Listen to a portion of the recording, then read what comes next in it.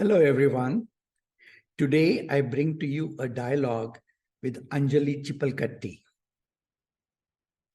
Anjali was trained as electrical engineer. She worked with a global corporation, but then she started asking herself questions about her own privilege in the society, the inequalities and injustice in the society. She decided to move back to India and become a farmer. She also decided that her priority was to cultivate scientific temper and curiosity in children. Recently, she wrote a book in Marathi called Manus Asa Ka Vakto, which means, why do humans behave the way they do? Through this book, she searched for knowledge from different domains of knowledge to find answers to some of the questions that had been lingering in her own mind for a very long time. During our conversation, we talked about many things, about society, about human behavior, about game theory, about artificial intelligence. And at the end, she says she has hope for the future if we can build a critical mass. She defines some qualities and characteristics of this critical mass that she believes will lead the way to a better future. So over to Anjali. Hello, Anjali. I hope you're doing well. Yeah, hi, I'm really well. You made me very comfortable. Thank you. And I'm glad that we had one round of conversation earlier.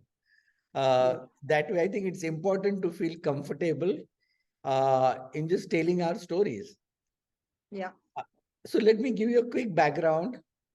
Um, the reason why I'm doing this is I'm doing this for future generations and especially targeting children or younger generation between, say, teenage to about 22, 3 generations from now. And I think what you are doing is very important for future generations because we want to build a future where scientific temperament is very important and the curiosity and the fearlessness to pursue one's curiosity, tinker with materials, ideas, being observant about nature, and then being analytical about what we see and being observant is very important. And from that perspective, the work you are doing is very inspiring. And so I want to just talk about your mind and your journey and tell me the stories. But before we start, I want to start with, since this is at the occasion of my father's birth centenary. Last time you told me a very interesting story of when you and your husband were in college and something happened. So can you tell that story and then we'll start from there? Sure. Yeah. Um, I think it was 1990, and we were actually drinking tea at a tea stall near our college, 4 or 5 of our friends. And suddenly we heard the news that Professor Madhu Dandavate has lost the election. I think he was contesting from Rajapur. Yes.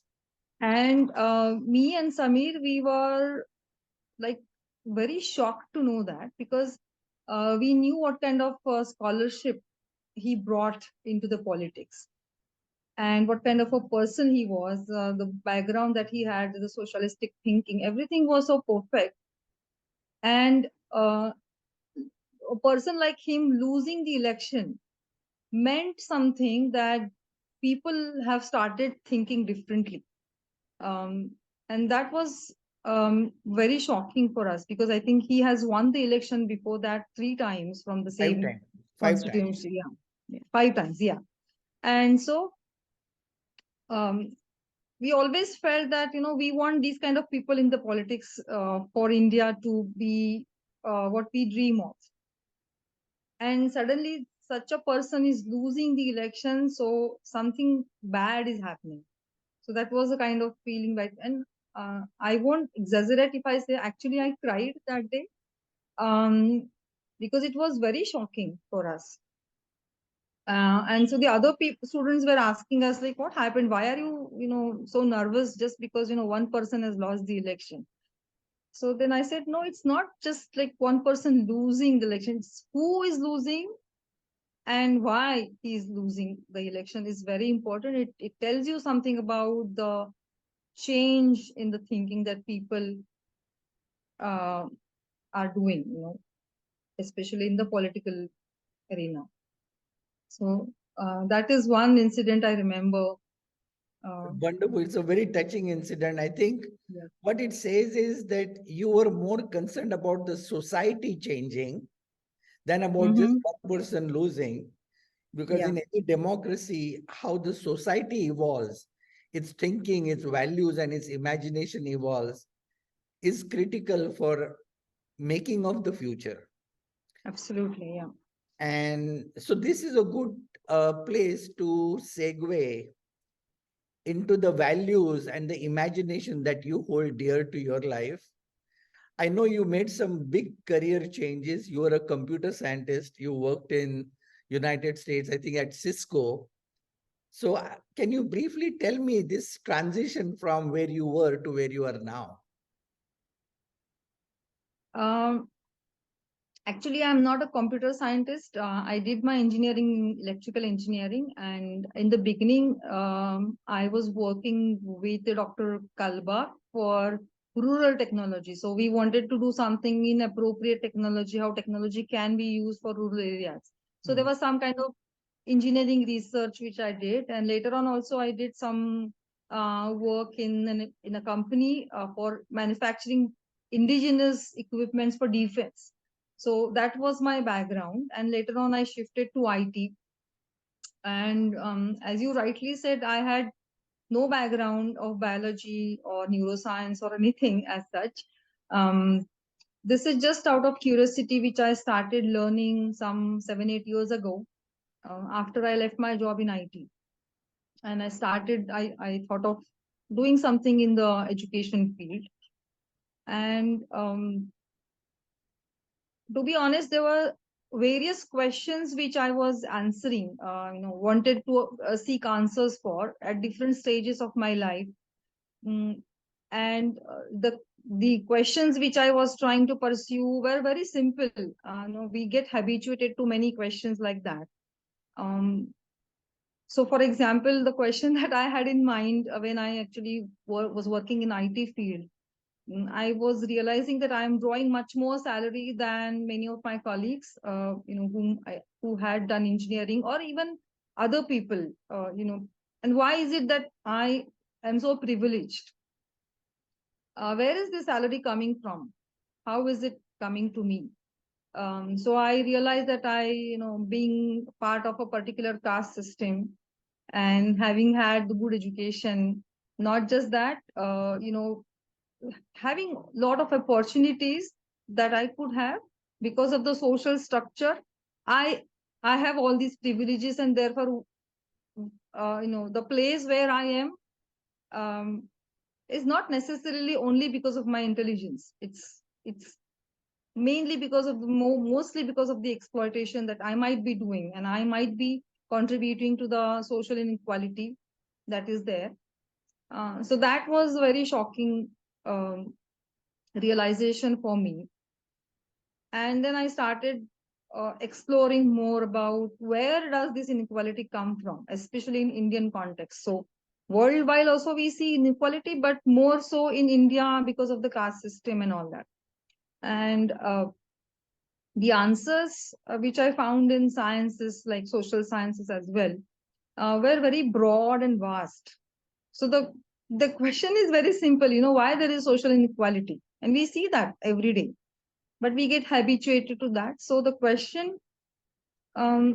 answers which I got for this question was very vast, and I was awestruck by the answers which I am getting. So, for example, for this particular question, when I came to know that if you look at the history of human being, 10,000 years ago, when we were hunter gatherers, our society was more egalitarian than now. And after that, it has gone through various stages, including, monarchy, organized religions, and all that. So we know some part of that history. So we went through that, domestication of animals, and we started doing farming and all that. So from there to here, somehow that hierarchy was built. And in India, the caste system has begun some 2000 years ago. So before that, it was little better, maybe. So the answers which I'm getting, you see the vast span of humanity going backwards in history and ancient history and even beyond that. That was one question I was pursuing. The second question, I think, because of which I actually broadened my study is, as I said, I was working in the education field, and I realized that it is not very easy to urge the children to learn. They go to school, they sit in the classroom, they bombarded with a lot of knowledge or other information. Uh, but why do they do that? There is no urge in them to learn. So how do I create that urge? So what is very innate for children to have the motivation for learning? So that motivation actually comes, like as you said, the curiosity is very innate for human beings, right? Then doing something with the hands, being active physically also is very innate for children and human beings. Um, Creating some new things, imagining things. These are the four assets, basic innate assets that we have. So is it something that I can do to bring this into the dialogue that I'm having with children? So, I mean, I was trying to explore how children would be happy learning with me, not just actually school children. I was exploring also the college students at this stage. And it worked very well. The students were very happy when they were given triggers. They were challenged where, I was doing the simulated inquiry for them so that they get the joy of discovering something new. So all that was happening quite well. And for that, science helped me understand all these things. So how does the brain develop? So how the conducive environment for learning changes the motivation of learning. So this is a very artificial environment that we make children sit in a classroom and learn something. It's very artificial. So then we have to do something different. So that was my another area of working. And while I was conducting these kind of workshops, I also have gone other states like Rajasthan, Bihar, and some parts of Madhya Pradesh. And I was working with underprivileged and poor children over there. And another revelation there was very poor children was not happy with this kind of method. So having dialogue and bringing them, doing some dialogue for scientific thinking. They were not able to do that. They were not happy about this process. And so I was very nervous as to it. Usually, wherever I go in Maharashtra, it was fine. But there, it wasn't really happening the way I wanted it to happen. And the realization was that the emotional needs of those children were not satisfied. So the brain development, because of the poverty, not just poverty, but the burden that they get, that I'm not just poor, but I'm also, mentally also they are weak. And so that revelation over there, that emotional needs of the children have to be satisfied. They have to feel secure to be able to learn something. So that also changed some of my ways of bringing joy to the classroom. So that was another question that I was pursuing. Later, in probably 14 onwards, 2014, or even later in 19, I was seeing the shift, as I think we have already spoke, how religion is taking a center place in politics, and not the poverty or the unemployment are the big questions, but your religious identity is being, constantly called upon. So these are the questions again I was trying to pursue. And most of the things which I was trying to understand, I realized that there is a common thread to it. And the common thread is the cultural environment. So cultural environment is something which develops your brain, it shapes your brain because it is plastic. And you feel as if it is my, that innate to me. So there are certain automatic things that happen. So as if, when you learn cycle, you one actually have to take effort while learning, but after that it becomes an automated process. So that is how, when we learn something, you can learn to fear also.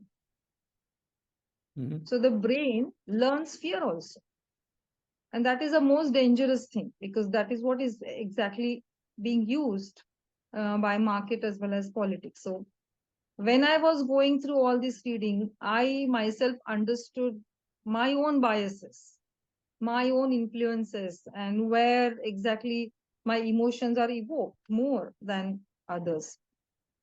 So my subconsciously, I'm thinking something, and if I know these are my influences, then maybe I can change them consciously. Mhm. And there was a lot of um, understanding and awakening that happened for me. And then I thought maybe it will help others. So that was the main reason behind all this journey, and even how it went into writing. So that's fantastic. So all this awakening, what did it lead you to? So what did you decide to do? Um, I could see that because I'm understanding my own influences and biases, my own behavior is changing. Um,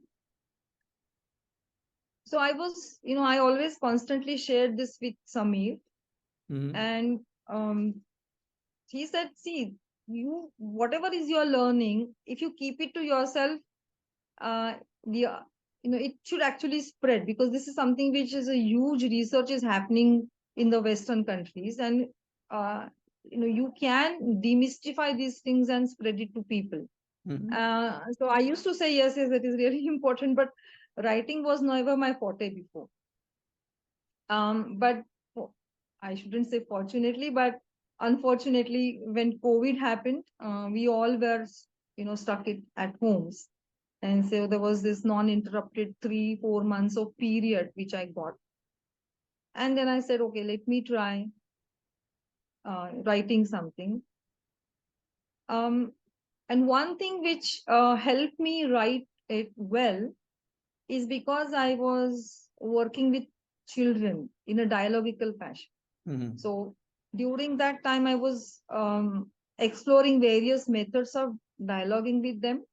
What are the questions they might have in mind, which I probably can preempt? Mhm. So that kind of working I used to do with them, and that um, communication with them actually helped me write it in such a way that I can communicate with the reader also very well. I think that worked So very the well. children were your teachers. Absolutely, absolutely.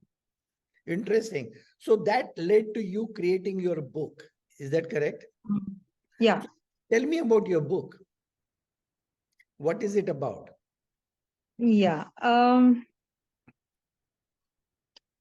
So if I just go by the index of what is written in the topics, various topics which I have touched. So one of it is like, let's say, fear and aggression. Mhm. So what is the relationship between fear and aggression? So how is it that our society is, promoting aggression, and how competition is promoted, that is something which is important to understand. Again, all these chapters talk about cultural evolution a lot, basically. Mhm. Okay, maybe the second one which I have written about is us and them. So Mhm. how the dichotomy is particularly created, and widening the gap between us and them is beneficial for some, not beneficial for us. So understanding the dichotomy, and why is it that we react in a particular way. So Mhm. understanding ourselves, and also making sure that the way we respond naturally, we feel that there's a natural response, how that is inculcated in you. So there are very nice research being conducted since last so many years on that. um, so the confirmation bias, so different biases, the cognitive biases we have, how those cognitive biases lead us to take a particular decision, and that um, those biases are tapped in order for you to take the decision which is beneficial for others, not you. So the market is benefiting, the politicians are benefiting, and you are merely a consumer or a voter. That's it. So that is another thing. So what are the, how is the game theory related to human behavior? And actually, that is very the big eye opener for me, because the game theory tells us how different animals would behave. It helps us to predict our behavior. So that's really, usually we do predictions in chemistry and physics and other stuff, but predicting in human behavior is really, really something which um, shocked me in that way. So what is Then so fourth, what is your observation with regard to game theory, and its is it useful, are you saying, or is it manipulative? So what is your position on that? okay. um, Once you understand the rules of the game theory, you make sense. It makes sense how our emotions are created. So emotions are nothing but the gadgets we have in order to maneuver through the society. You know, so emotions are nothing but those kind of gadgets to safeguard yourself. Agreed. So that is what game theory tells us. Um, However, as you rightly said, once this is understood through psychology, now there are other people who are trying to tap into those emotions. So what is it that I'm going to feel good about? What are the rewards and the punishments that my mind automatically absorb? So if you understand game theory well, at least you understand that, oh, okay, the whoever is trying to tap me, I'm going to be conscious about that. So the game theory are the rules of the game of life. So they are there. It's kind of laws of nature or something. So one But question here, one yeah. question. So Hmm. in your book, you mentioned game theory, and is your purpose to become conscious of somebody playing games with you to protect you, or to counter their game with your own game? Well, yeah, I mean, if at all I can counter hate by love, Mhm. yes, So I you would counter it. so is there a utility of game theory in spreading love?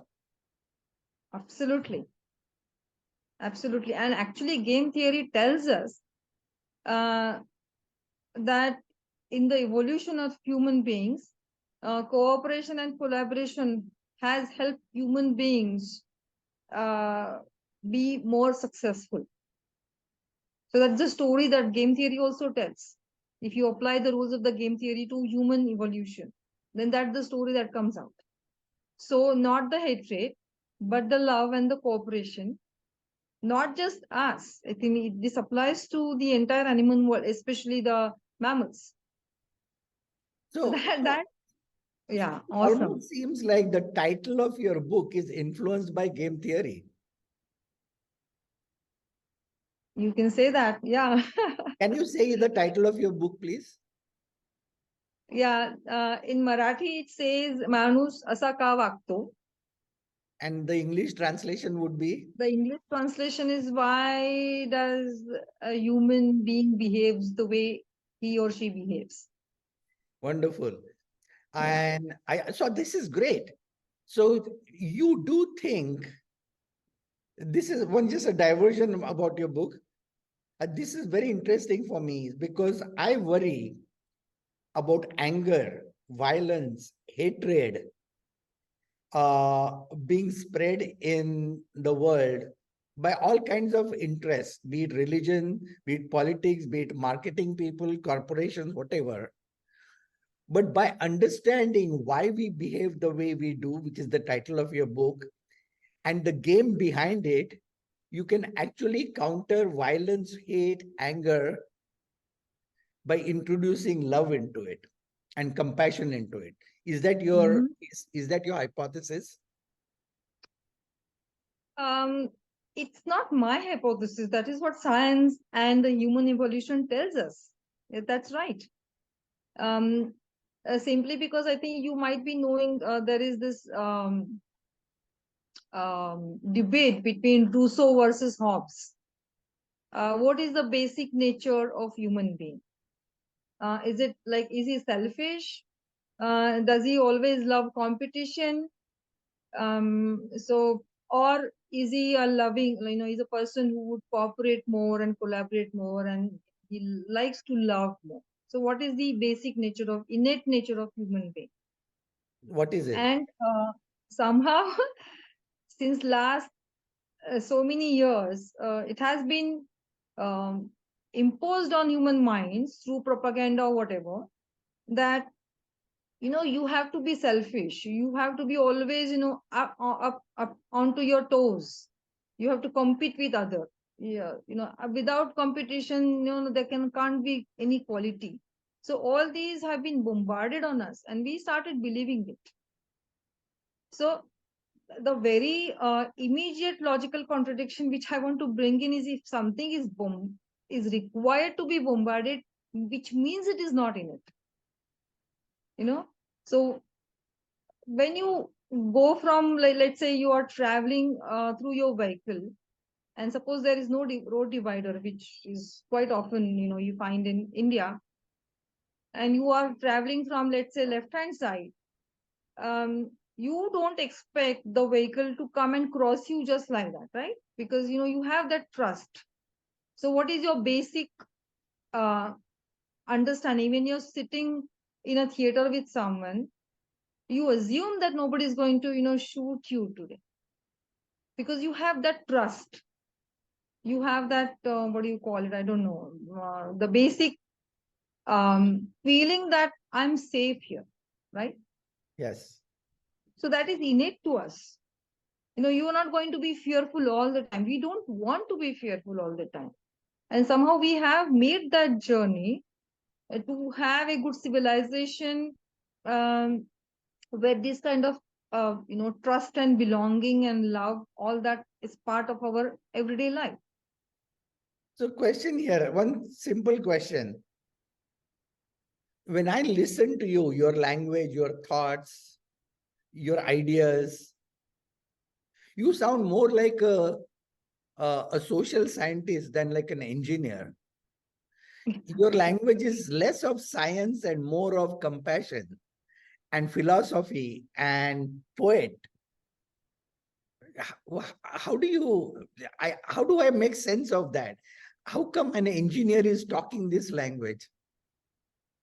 Well, I think in I would say every engineer should be taught humanity. Nowadays it has started happening, but when I was in college, we didn't have anything like that. We didn't have any subjects of humanity. We didn't have social sciences. Only one particular subject which we all hated. Something that somehow we have to pass that subject. But I'm going to make something for my society. If I'm an engineer, Hmm. am I going to work for the problems that are there in my society, or am I going to work in a company to just draw salary? What should be my motive? Those kind of questions always bothered me when I was passing out from engineering. And that is the reason actually I joined Dr. Kalbak in Vigyan Ashram to see if I can use my knowledge for rural areas for appropriate technology. And I don't agree with you about one thing, that my language is not of science, because science does tell you this. If you go through the entire book, the science actually tells you that you get more pleasure by feeling compassionate. They Wow. have done experiments like that, yeah. So I think this experiment which I have, written in this book is about. So there were two groups. They were given money to spend, and there was the one group spent it for themselves, and the other group spent it for others. While before the experiment, they never agreed that spending for others would give them more pleasure. And obviously, it was all controlled experiment with all the care taken. But finally, the result was that they felt much better when they were spending for others. So this is science, isn't it? So this science is more like a behavioral science, It is. not physics or electrical engineering Oh or yeah, of course. yes. But so you made your curiosity and your concern for human issues, human problems, led you from electrical engineering to behavioral science and Yeah, social sciences. yeah. So, so what use is your background in electrical engineering or like the engineering of things as opposed to engineering of behaviors? Is there a connection between the two? Yeah, there is. Um, um, when you engineering actually develops a certain kind of mindset in you. If you study well, of course, a mindset of being able to think logically, and there is some chain of cause effect relationships, or there is a chain of some correlations. So you don't accept things without evidence, Hmm. right? So that is actually embedded in engineering. Not everybody would understand it, but that is actually the scientific inquiry there, a lot of it. And when I was doing this kind of research in engineering, actually I was trying to design new equipment. From designing to implementation, I have gone through the entire cycle of product development. Mhm.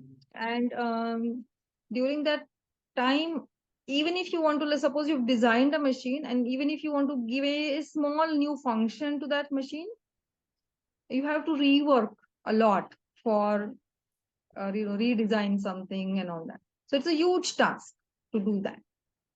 And as against that, if you look at nature, you know any new function is added just like that. If you look at the earthworm, even the very simple earthworm, look at the beautiful system it has. How it would interact with a novel stimulus from the environment. It knows it. Bacteria, how does it mutate and evolve? So the living beings have a very different kind of consciousness than machines, than the non-living. So you get intrigued by the idea of consciousness that the human, not just human beings, but the living beings have. And human beings, with its plasticity of brain, we have altogether at a very different level of consciousness. And so the curiosity of where this consciousness come from, does it really happen in brain, what exactly is consciousness? So that I think every person which goes through the inquiry of this kind of questions somehow hits this question, what is consciousness? And once upon a time I hit it, and then that was like again, and the door opened for me So are into. you so are you saying human beings have the same adaptability to the environment as a snail or a worm has? Much more, actually, much more adaptability than the snail. In fact,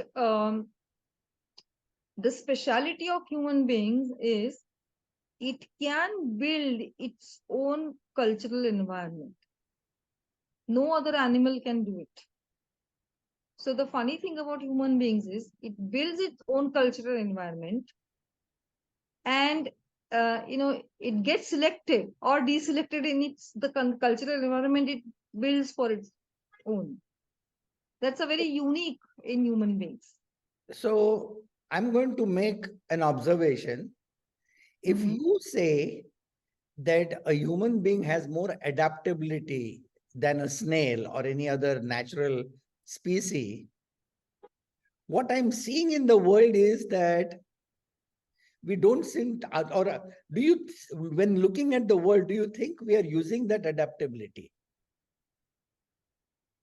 That is the very reason why the book is written, because our adaptability and plasticity is being used. No, we do have that adaptability. Um, so we change as per the cultural environment, right? So suppose I give you an example. Suppose someone is right now sitting in Ukraine, and how that child, what kind of environment that child must be going through. As against that, if you look at Scandinavian countries, what kind of environment that child would be experiencing right now. So there is a huge difference in that. And who created those cultural environments? People there, right? Mhm. So Scandinavian countries. So for example, I think Finland, not Finland. So this Scandinavian country has not done any kind of war, not participated in any war, no riots, nothing, no violence since last 200 years. So can we imagine this as against the environment that we are facing in India, very insecure environment. Everybody is fearful, fearful about identity, religion, caste, the jobs, and everything. So, can we imagine what kind of environment children here, the stress they must be going through? Who is creating this environment? Us. So, some of us are using the fact that the human minds can be changed, the fear can be taught. And that is why, I feel it's all the more important to understand that the cultural environment which we are having today is built by current people, like what we are facing this generation, last generation, some 2 generations ago, 3 generations ago. I can give you an example. Savitri Bai Phule built schools for women. So what is that term in Maharashtra? It has brought about a very good change, right? Yeah. So maybe, as I said, 2000 years ago, maybe 90 generations ago, some people decided that, okay, we will have hierarchy in our social culture.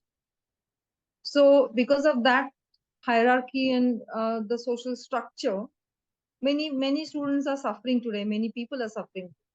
So that is another turn which was given by us.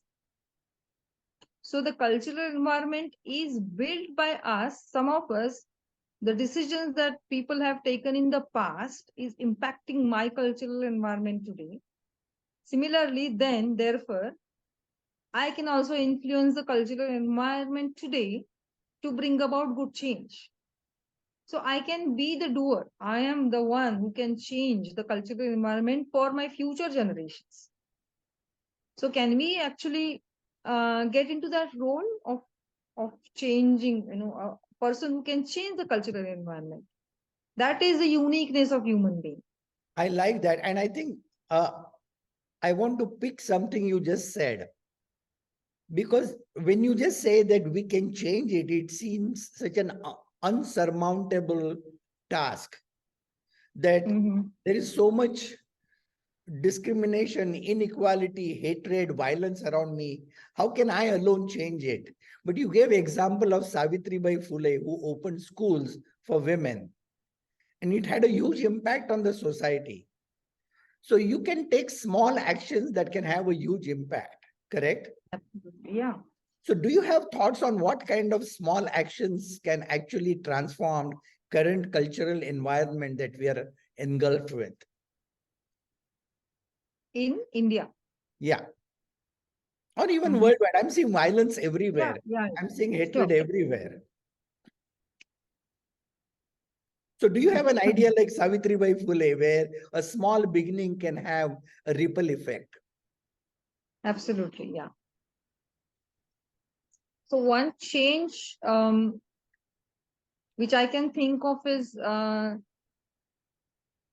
giving children the ability to question and not suppressing the questions that they have.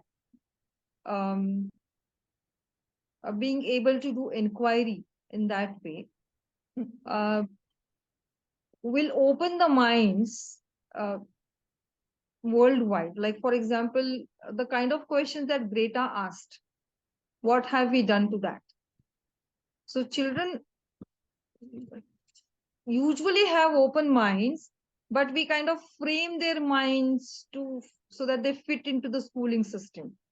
If we don't do that, if we make sure that they really, that motivation to learn is maintained throughout their schooling system and they ask right kind of questions, um, so that will inculcate good minds and definitely can change the future generations. Another thing which I feel, and actually it is kind of done in some developed countries, is understanding the role and place of religion in human life. To be, to have peace in mind, that kind of role it can play definitely. Uh, but if religion is playing a role where, it is taught that you should hate other people, then it definitely not um, um, it's definitely not conducive for future generations. And if you can see that in developed countries, the emphasis is given on narrowing the gaps between us and them, especially on the religious front.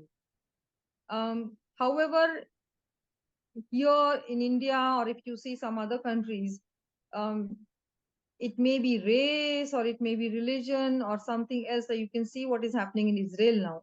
So these things are happening where again you are tapping into the weak emotions of people, of identity. They're doing identity politics and making use of that identity policies to legitimize wars. So that should not happen. So understanding that our identity is definitely not a particular religion or a particular race. Actually, race is anyway not accepted by science. Mm, it's not, it's human made. It's a artificial thing too. That was also one of the contributions that science has done.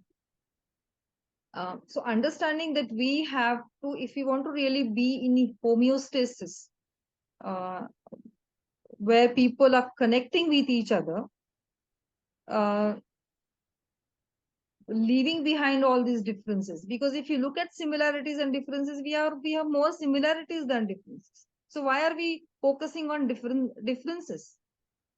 That is one question that I think we should ask, and create the generation where they would focus more on similarities than the differences. So I'll ask you one question. This is more philosophical. That one way where identity politics or othering helps is in an economy where there are scarce resources. By tying yourself to people of similar identity helps you corner resources. Mm-hmm. And that seems to be a natural way of saying that, oh, you are a this, and therefore you deserve this, and others don't need to get it. So you kind of feel good about putting entitlement to resources because you're sharing it with a smaller group of people. Yeah. How do you get away from that? Because there aren't abundant resources.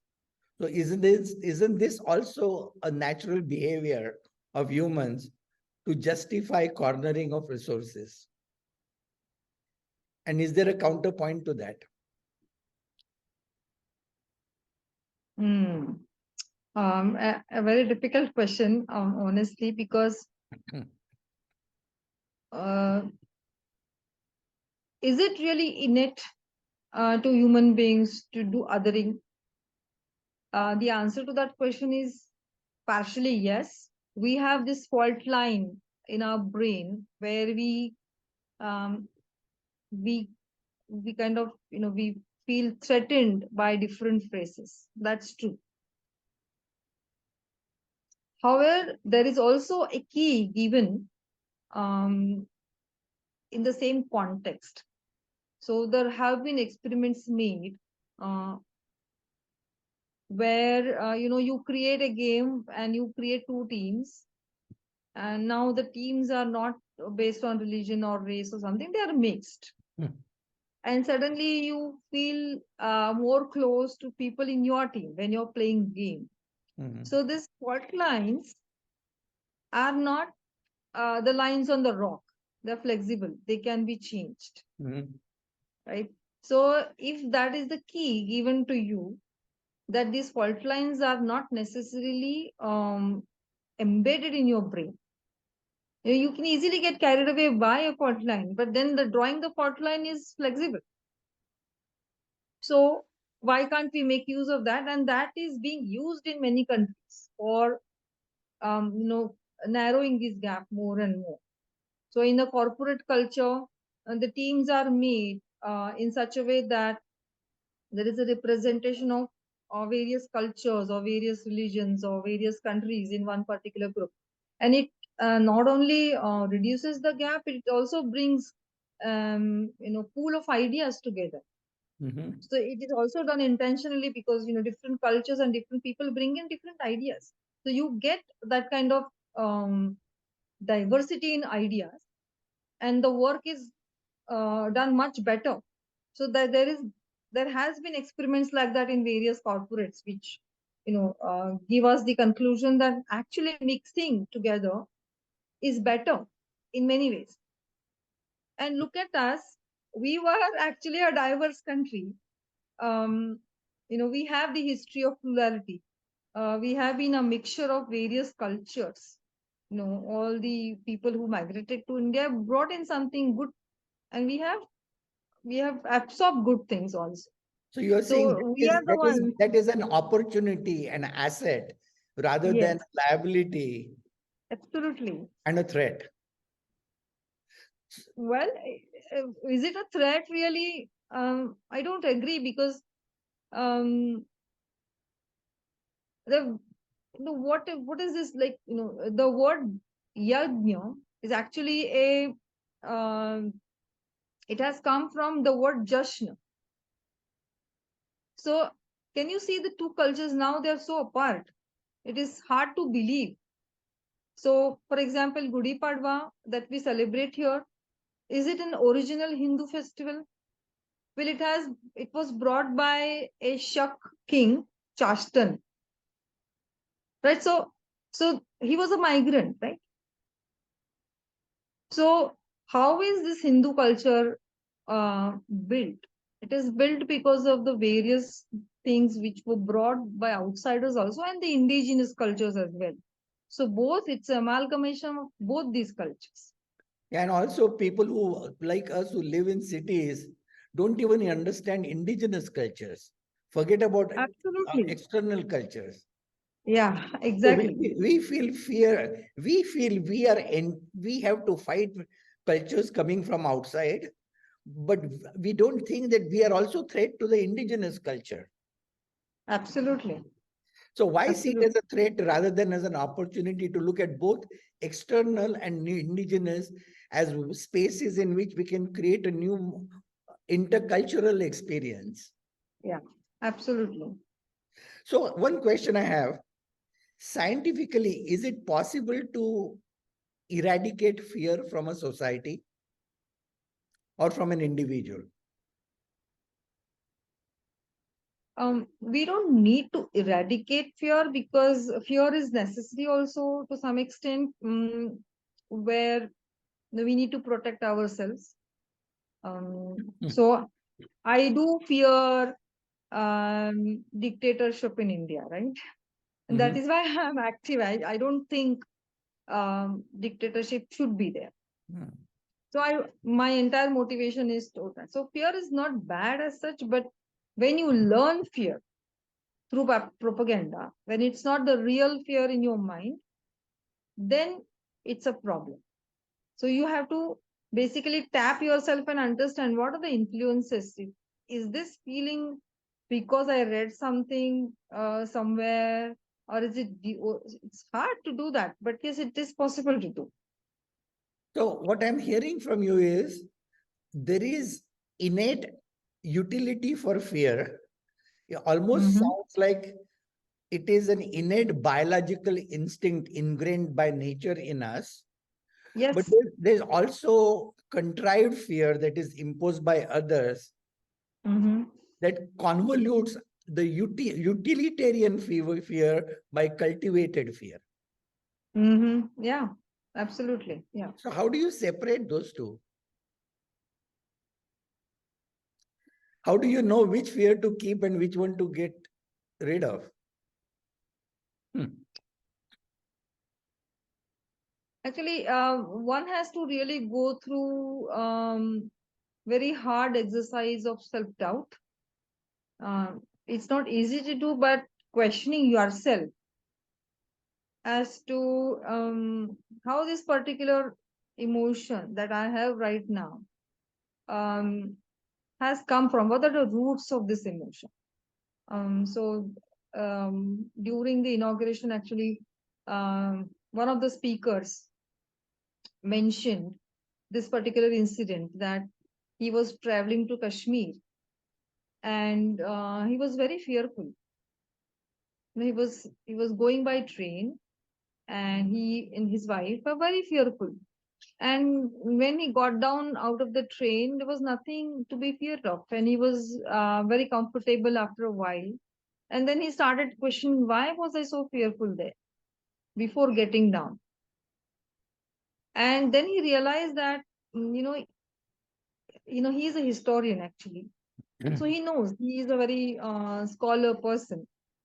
Despite all that, if that fear is creating in my mind, that impact is so huge.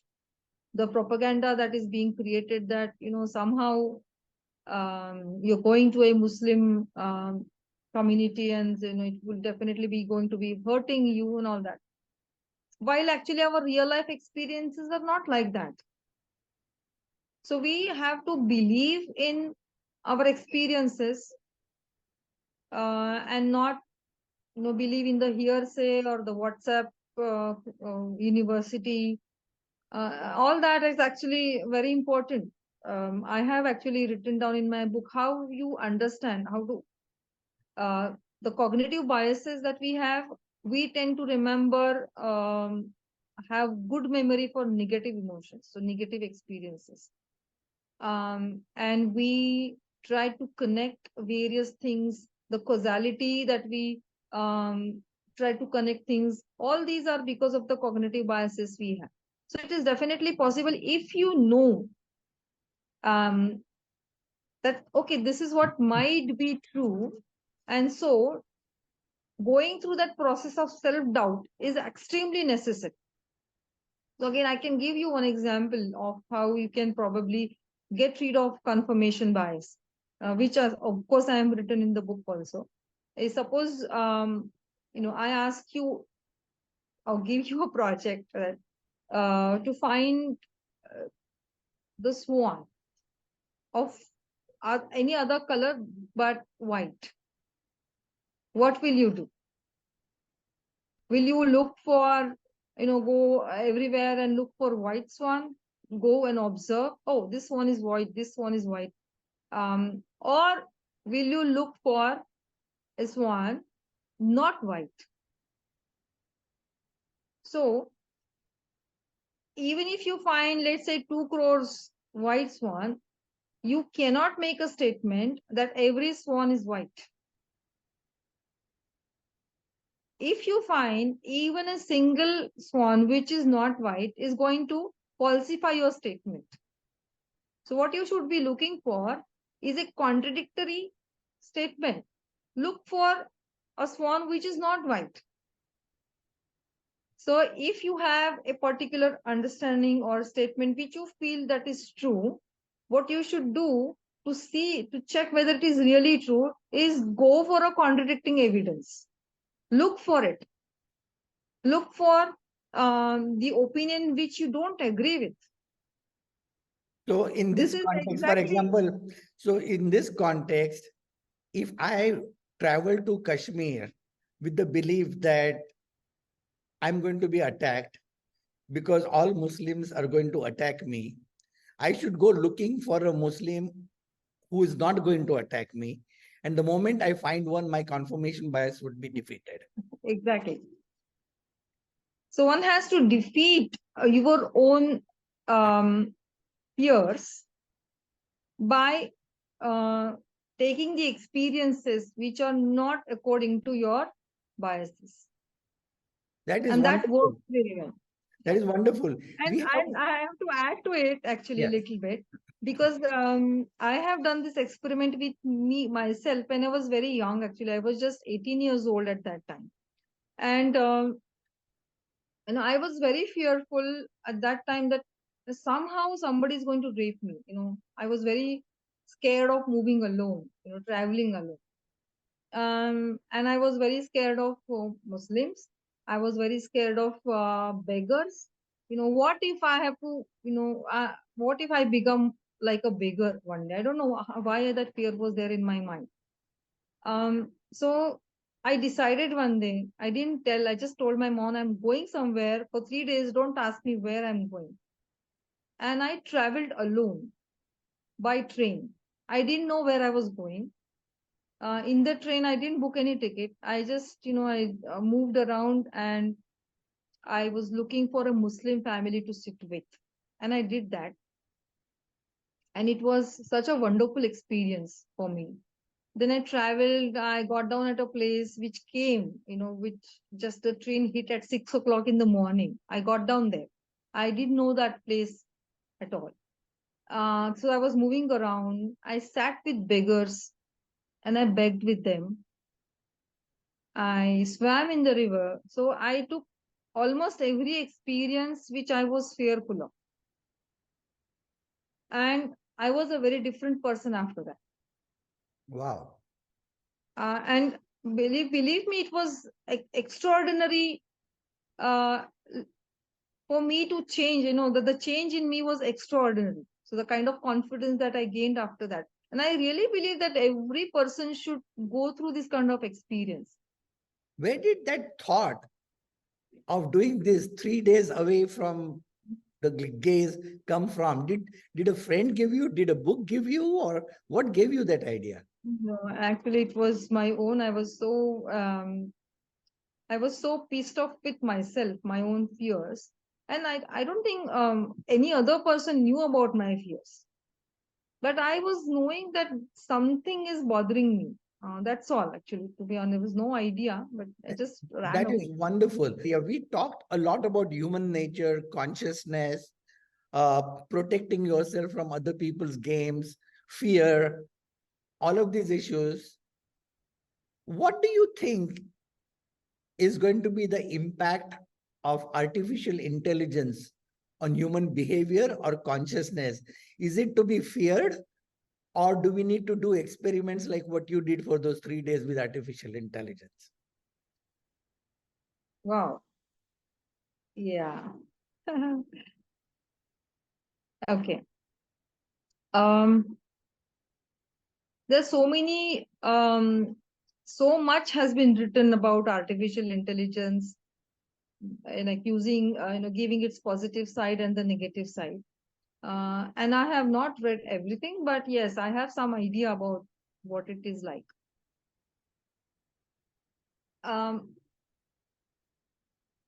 so it's very different. So see, one of the arguments which I have heard from many people is that every new turn of technology always have feared human beings, especially when cars came or the automobiles came, then the horse, the tang that is called tanga here, and you know that. So that those people were feared that the carts would be useless and the people will go jobless. A similar thing happened when industrialization happened, and again computers came. That many people will be jobless, and so similarly when artificial intelligence is another turn like. So no need to worry. In like every turn of technology is going to you know create fear in people's mind, and then finally it goes up. So And we will survive even after that, that. that is But more that is more from the job displacement perspective. But yes, what about exactly. human consciousness and behavior? And Yeah, I'm so coming to that. there Yeah. are three players. One is a receiver who engages with AI. One is a creator who creates the algorithm for the AI. And then the third person is just an observer who's seeing the changes in the society. So what's going to happen at a behavioral level or consciousness level? Yeah. So the argument which I just told before, I don't agree with that argument. So that is just one-sided view of how you look at AI. So as you rightly said, being jobless is obviously a threat anyway. And here we are talking about intelligent systems, Hmm. not just a machine which would obey human beings. But here you have someone who probably will govern human beings. So that's the most dangerous part, I feel. Uh, because if they also would evolve like human beings can evolve, if they would be as plastic as human beings can be plastic in terms of learning, because that is what this new generation AI would be like. They can learn things. So it's really fearful in a way that we don't know what's coming. And when we don't know what's coming, which we are creating, then there is a problem, because who are we? So we are not like everybody here. There's very few people who are going to benefit out of this AI. And a lot of people will be jobless is one part. That is, again, we don't have to discuss that. But um, will this AI also be used to rule human minds? So That yeah, is, that's a very good point. So that brings up an interesting point in my mind. After all, AI is a set of algorithms based on the knowledge human beings already have of logic, of behaviors, and cause and effect patterns, right? So it's an aggregation of behaviors. mhm, But human beings are not just behaviors. The behaviors originate from our intelligence and consciousness, which, as you said, is always evolving. yeah, Human curiosity is not a behavior, it is a space, a dark space in which anything can be filled. yeah. So, if AI is only a set of behaviors, it can only simulate human behaviors, but can it simulate human consciousness and curiosity? Yeah, not at all. In no way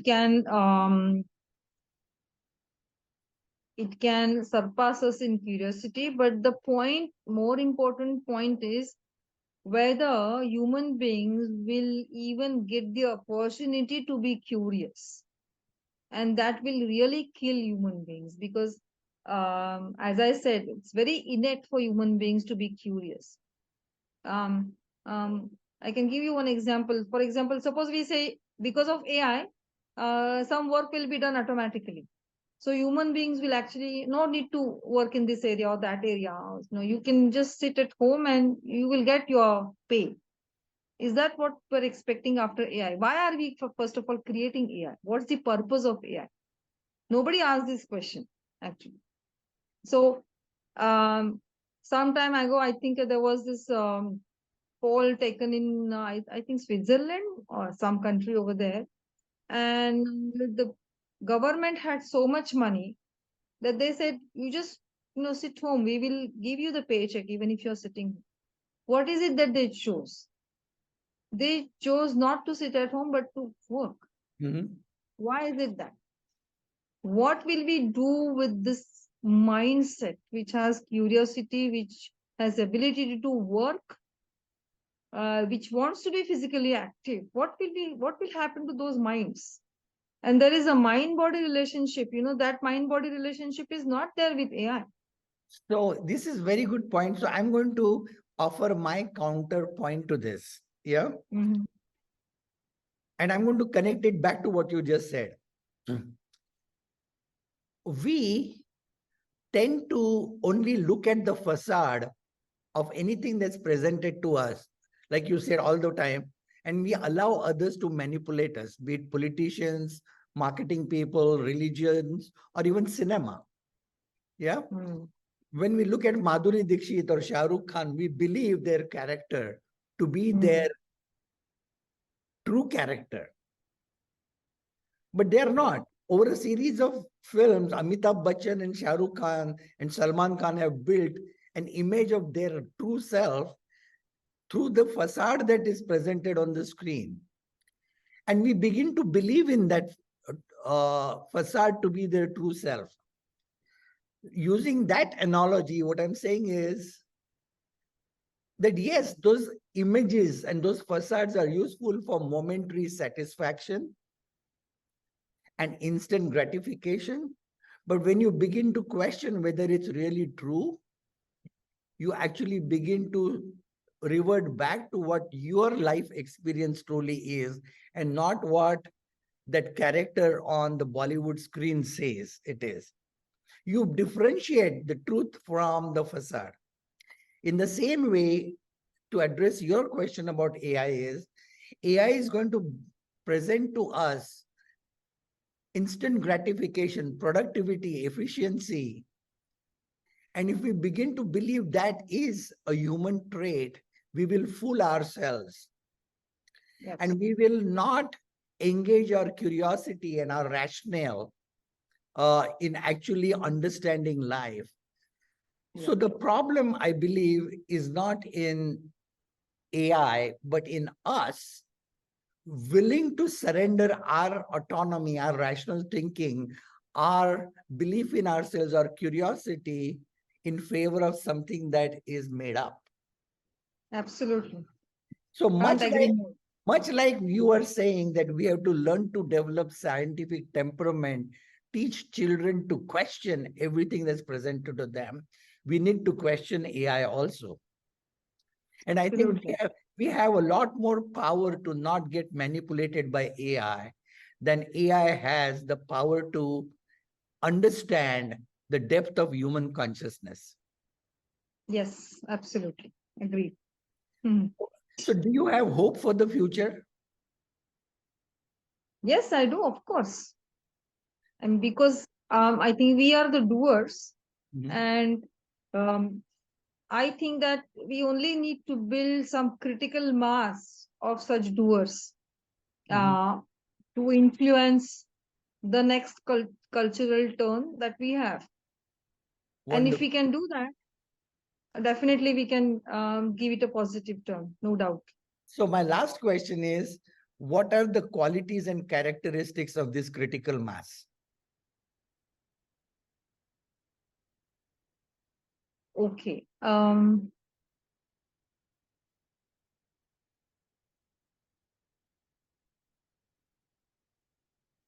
I think this critical mass would be rational, of course, but at the same time, it will understand faith,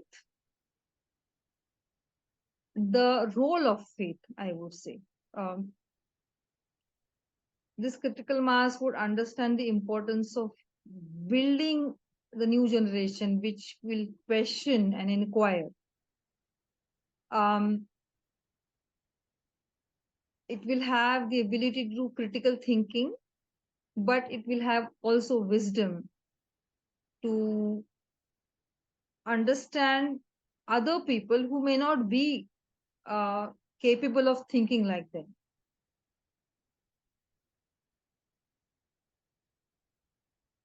And this critical mass would understand the importance of love and compassion and cooperation and justice. This was beautiful. Okay. Thank you so much. This was a wonderful conversation. I hope you enjoyed it. Yes, of course, I enjoyed it thoroughly. And you were fearful of getting into this conversation.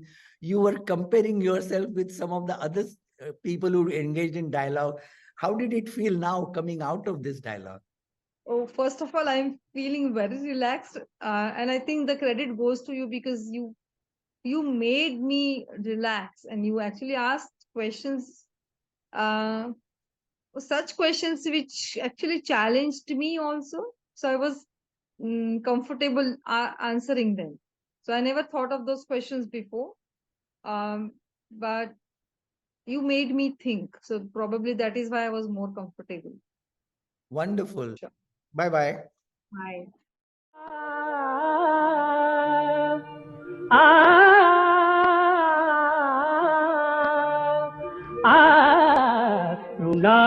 ऋणानुबंधाच्या ऋणानुबंधाच्या जिथून पडल्या धाची भेटीत दुष्टता मोठी भेटीत दुष्टता मोठी आ आ आ आ त्या कातर वेळा सरसरती कधी धरी त्या तिन्ही सांजाच्या आठवणीच्या प्रहरी त्या तिन्ही